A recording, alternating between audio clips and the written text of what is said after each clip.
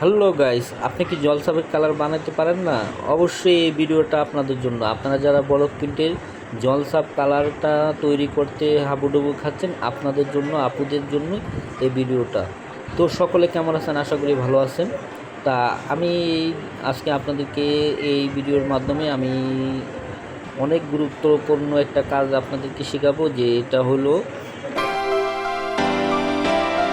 আমাকে অনেক আপু এই কমেন্ট করছে যে ভাইয়া জলসাপ কালার কীভাবে তৈরি করবো, বা এই কালারটা আসলে আমি ধীরে ধীরে অনেক ভিডিও আমি আপনাদের মাঝে নিয়ে আসবো, যে যারা আমার আপুরা আছে, বড় আপুরা আছে আমার কাছে কাজ শিখে, তো তাদেরকেও আমি দিব, তাদের জন্য আমি ভিডিওটা বানানো, যে আপনারা কিভাবে তৈরি করবেন জিনিসগুলা, সবগুলা ডিটেল আমি আস্তে আস্তে দিব।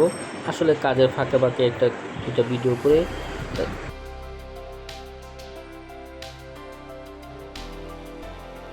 আপনারা দেখবেন।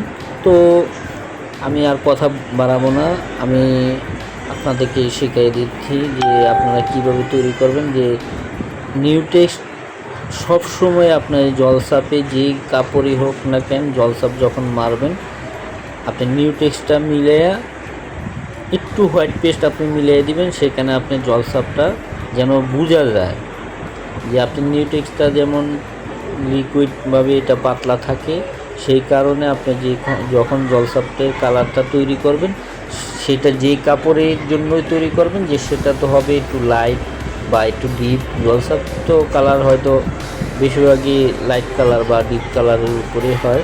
তো আপনারা সেটা মাথায় রাখেই জলসাপে পরিমাণ থাকবে আপনার নিউটেক্সের পরিমাণটা বেশি, আর হোয়াইট পেস্টের পরিমাণ থাকবে অল্প।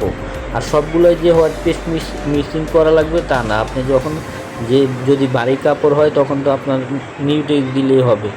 যেমন আপনার কালোর ভিতরে আপনি যদি মারেন কালো কাপড়ে, তখন আপনার নিউটেক্সের সাথে হোয়াইট পেস্ট দেওয়াই লাগবে, কেননা কালোতে আপনি যখন নিউটেক্সটা দিয়ে তৈরি করে আপনার মারবেন কাপড়ে, শুধু যদি নিউটেক্সটা দেন তাহলে সেটা মরে যাবে আপনার। সেই ক্ষেত্রে আপনার যখন কালো বা মেরুন একটু হোয়াইট পেস্ট টাচ করে নেবেন, তখন আপনার কালারটা দেখা যাবে আর সুন্দর হবে, কাজের ফিনিশিংটাও আপনার ভালো হবে।